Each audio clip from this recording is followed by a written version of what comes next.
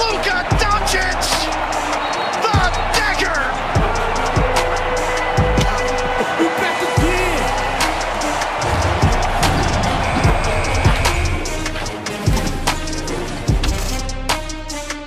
Welcome to The Jump. I'm Rachel Nichols, and this is the Jump schedule release special. We have an array, a veritable plethora of guests joining us today, including Woj, Richard Jefferson, Matt Barnes, Jackie McMullen. They're going to break down all the best matchups and storylines from the second half of the season. Also coming up later in this show, who are the biggest all-star snubs? Everyone's favorite conversation the day after the rosters are announced. Matt Barnes and RJ are going to join me to discuss that. And remember, if you are adding someone, you have to replace someone who's already in. Those are going to be the rules. First, though, let's get to some second half schedule highlights. Here we go. Starting with the NBA on ABC slate on April 4th. It's Lakers-Clippers in a potential Western Conference Finals preview right here in LA. And then on April 10th, it's going to be Lakers at Nets. Woo, we all want to see that one. Nets won the first matchup earlier this season. But remember, no Anthony Davis or Kevin Durant, so hopefully both teams will be at full strength by then. Now, over on April 17th, we have Warriors-Celtics. Steph Curry averaging 30 this season. Can the Celtics dynamic duo of Jaylen Brown and Jason Tatum show him down?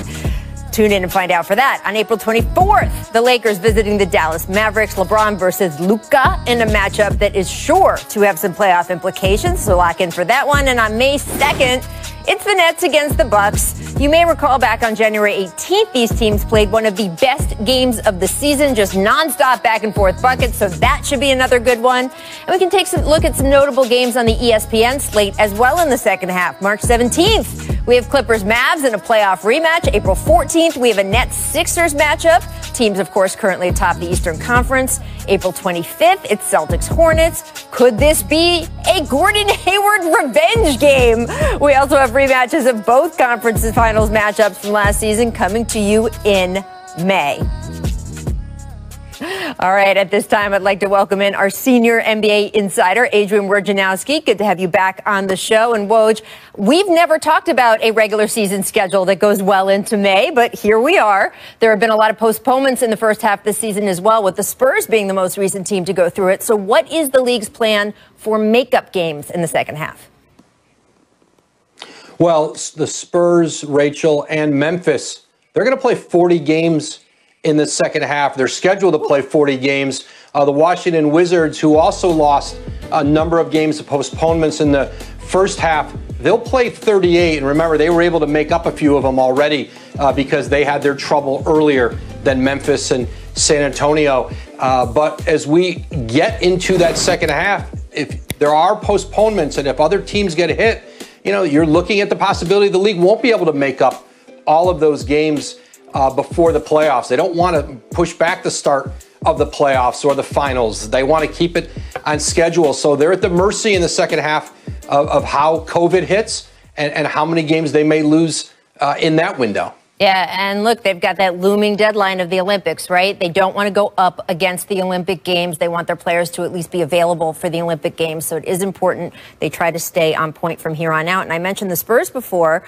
They're among the teams that have more than half their games scheduled for the second half. So what do you think they are going to do? Do you think that maybe, hey, not every team's going to play 72 games? Will we get to that point?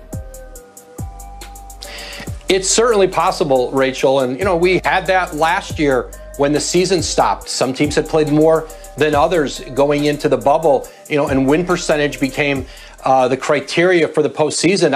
I think for Memphis, as they try to integrate a healthy Jaren Jackson here at some point in the second half back in, without real practice days, all of these teams, especially, you know, Memphis, San Antonio, but really as you move down, almost no teams are going to have 2 days off. You're going to have your back-to-backs, but you're going to be playing really every other day. And you talk to teams and, you know, certainly the concern about that, but also how travel will change. Where, you know, in the past, in a schedule that's built out in a traditional manner, you might go, we're going to play in Dallas, and then we travel to Oklahoma City, and you might move around in an orderly way. I think what you're seeing in this schedule are teams bouncing around more geographically, and you don't get an extra day off going west to east as you might. And so the toll that's going to take certainly on players, it's taken a great toll already mentally. All of the things in place with COVID and the restrictions, I think there's a lot of concern about overtaxing players as they continue just to grind through games, the mental impact this is having, and what it's going to do to the quality of play. And I think those are all concerns as the NBA tries to get in as many games as they can here before the postseason. Yeah, and look, I want to sneak in a question to you about All-Star, but I will say this. I really love this second half of the schedule release. I know it was made, it had to be this way because of coronavirus, but I think it's given the league, when you look over the schedule, it's given them the opportunity to juice some matchups. Do you get any sense, Woj, that this could be something that we do from now on, even in non-COVID times? It's a good question. I haven't heard that as a scenario that I might follow. I do think one thing that we've seen because of COVID that I do think you may see in future schedules are the 2-game homestands or 2-game road trips in a city. Yeah. It's one thing when you come to New York or LA and there's 2 teams and you can stay there and stay in town for a few days because you could play the Lakers or Clippers or Knicks or Nets. But when teams can go in and play 2 games in a city, have a day off between, and which is a little more like baseball scheduling, I do sense a lot of feeling around the league that they'd like to see that continue in the future. That's a great note. It's really given us some good grudge matches, too. If something happens in that first game of the 2-part homespan, we don't have to wait months to see what happens. These guys get right back on the court a couple nights later. It's so fun. It's going to be our next campaign on The Jump. 2 halves of the schedule from now on so we can get juicier matchups in the second half. I do want to ask you about All-Star real quick, Woj. Playing some sound from Paul George about All-Star. This was after he was named a reserve last night. Take a listen. I'm just not a fan of it. With everything going on, I think it's just smart. No other league has done it. And I get we have an amazing league. I'm not discrediting that, but I don't think it's just in the middle of a pandemic. It's something that needs to be had.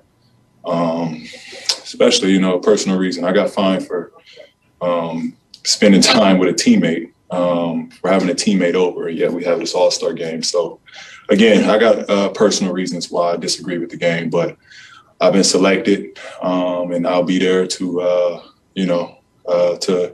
play for the fans, whatever fans that are there.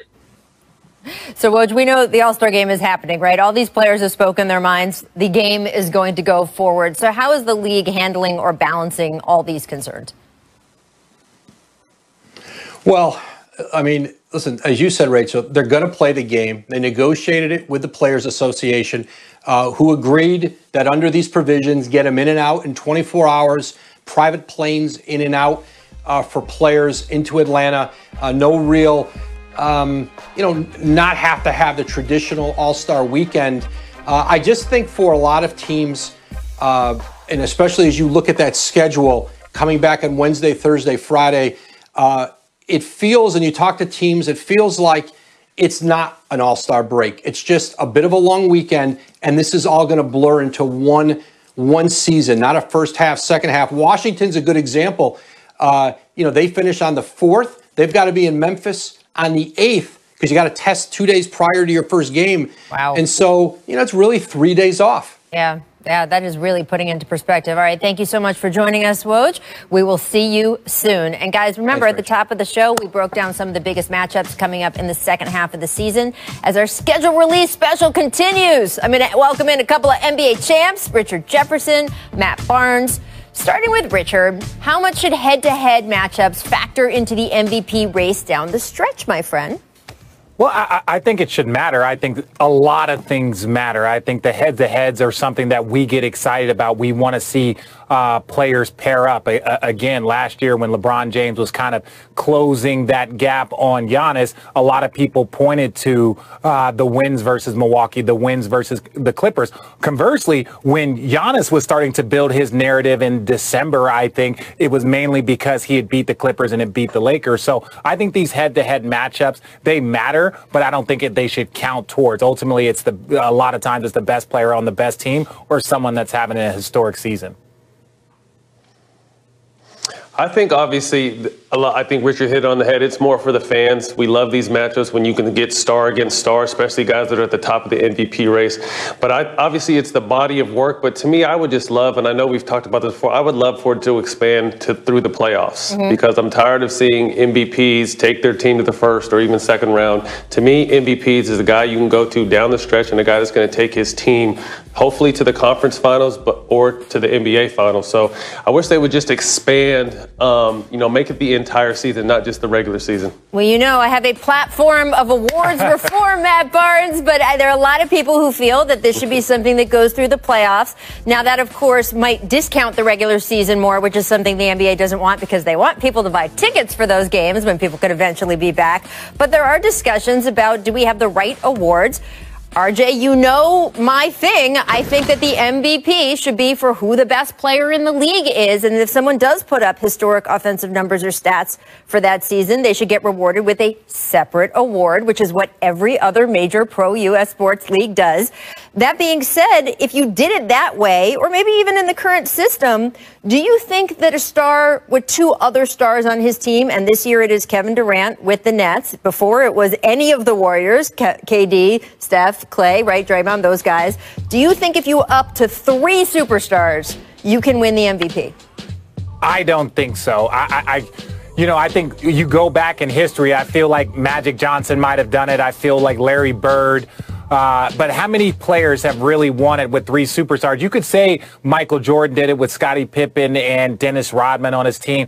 But if you're talking about 3 offensive weapons, 3 offensive stars where you had in Golden State, you had in Miami, I truly believe, with D-Wade, Chris Bosh, even though Chris Bosh took a lesser role, I think it's very, very difficult to make that MVP because on a lot of given nights, like we're talking about James Harden should be in the conversation, but a lot of it has to do with him stepping up in the absence of Kevin Durant, who is probably the best player on their team. So it just becomes very, very difficult when guys are alternating, dominating, when you have 3 players of that caliber. Agreed. Again, Richard hit it on the head. It's tough when you have 3 go-to stars on the offensive end because these guys take turns. So normally if you have 1 or 2 guys, those 1 or 2 guys, AD and LeBron have to go every single night. With Brooklyn's situation, you have the luxury of, unfortunately, not having Kevin Durant for a little while, and the team doesn't really miss a beat. So it's tough when you have 3 guys, 3 alphas on the offensive end to, really determine whether they're MVP worthy or not. But at the same time, when you have 3 superstars, the goal should be championship, not MVPs. Right. And look, I know fans kind of can get upset if they feel like the stars on their team were, quote, discounted. Like a lot of the Warriors fans are like, wait, if that was the rule for our guys, it should be the rule for the Nets. There's no rule, obviously. It's what individual voters decide is important to them. And there's a real cross-section making up that voting pool. That being said, if you look at the voting results over the years, the tipping point for voters seems to be between those 2 and 3 stars. 2 stars on a team, Scottie and MJ, we can go example after example. They will vote for one of those guys. Having a second big star doesn't seem